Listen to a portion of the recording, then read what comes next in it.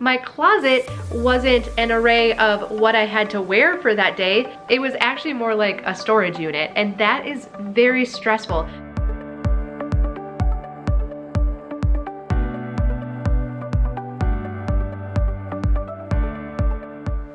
Well, hi, I'm Dawn from The Minimal Mom, and I know that simplifying clothes is not always easy. What if it doesn't fit now, but I'm hopeful that it'll fit again in the future? How many clothes do I actually need? Should I get rid of it or not? It's not always easy to know what we should do with our clothes, but I do want to encourage you that as I've simplified my wardrobe and everybody's wardrobe in our house, it has made our house stay so much cleaner. Laundry is a breeze. Getting dressed in the morning is a breeze. And so I definitely think it's worth paring down your wardrobe. Your bedroom will stay so much cleaner, but again, I know it's not always easy. So let's get started. And this is part of our guided decluttering series. So I have other videos like this down below, so I'll link to those, but be sure to subscribe so that you're notified when new decluttering videos are released. Okay, let's get started.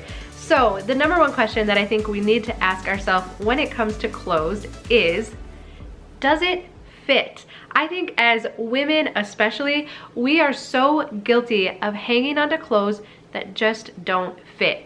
Either we hope that it's gonna fit sometime again in the future because it used to fit, or when we bought it, it never even fit. I am horrible at buying things on sale or on clearance, and when I put them on, it's not quite right. And so I think, well, I'll lose a couple of pounds and then it'll fit great and I'll be so glad that I have it, or I'll make this alteration to it, or I'll layer it under this, or if I put it with this, then it'll be fine. And I can't believe how many clothes that I used to have in my closet that I would hang on to that didn't actually fit. And so my closet wasn't an array of what I had to wear for that day. It was actually more like a storage unit, and that is very stressful. But not only is it stressful, it also can make us feel not good about ourselves, because if I'm always looking at these clothes that I used to be able to wear and I no longer fit into, that makes me feel bad about myself, and none of us need to have that, especially in the morning when we're getting dressed for the day. Starting off our day feeling bad about ourselves, that is not good. Or it had tags on it and I had paid money for it and never worn it, so that made me feel bad about wasting money. Or it was always a mess, so that made me feel bad because it made me feel like I'm a slob and I'm an unorganized person. I mean, we can go on and on, right? Can you relate to any of these feelings? And so it is very liberating to clear this stuff out of your closet that doesn't fit and just leave in there the things that do fit. So that is the very first question I think you should ask yourself, is to hold up clothing items and say, does it fit? Now, if it fits, but you haven't worn it in the last 6 months, 12 months at the longest, the next question we need to ask ourselves then is, why? Why haven't I worn this in the last 6 months or a year, even if it does fit? Maybe it's because it's unflattering. It fits, but I don't feel good in it. Or it's uncomfortable. I always feel like I have to be adjusting it. Or it's for a dressy occasion, and really, I don't get dressed up very often anymore. And so it's just been hanging in my closet, or I don't know, wadded up on the closet floor, right? So not only should we ask ourselves, have I worn this in the last 6 months to 12 months? But if I haven't, why? Why haven't I worn it? So what's gonna change in the next 6 to 12 months that would cause it that I would actually start wearing this item again and wear it semi-frequently? I don't want to have things in my clothes anymore that I don't wear at least once a month. That's kind of like the deal I've made with myself. If I'm not wearing it at least in a month, then it probably doesn't deserve a spot in my closet. And so what's going to change in the next 6 to 12 months that's going to make it so I'm suddenly going to start wearing this?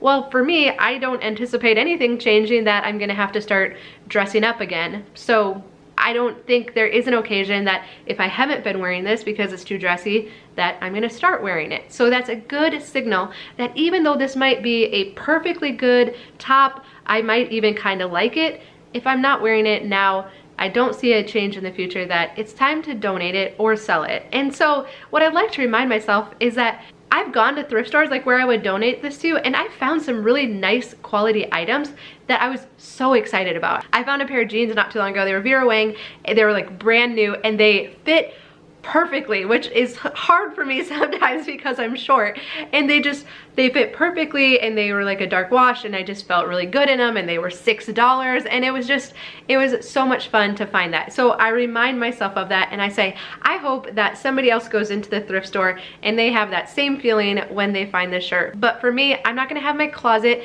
be a storage unit anymore, and so it's time for me to move on from it. And so let's talk about the best technique or approach to simplifying your clothes. If you have the time and energy, I think it is awesome to pull everything out of your closet and your drawers and put it on your bed, and to say, I am not going to bed tonight until every single item is dealt with.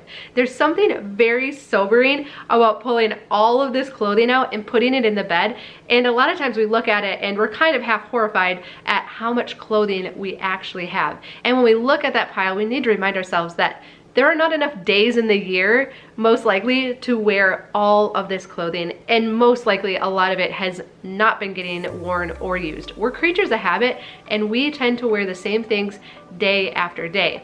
And so that's one approach, pull everything out on your bed. But where I differ from Marie Kondo on this is, I don't expect you to hold up each item and say, does it spark joy? Do I like it? Rather, pull out the things that you know you like to wear, and the rest of it, you could either put it into a quarantine, so put it into a storage bin, a box, or a garbage bag, and just set it aside in a closet, in a basement, attic, under your bed, and see if you miss it, if you're just not sure about it.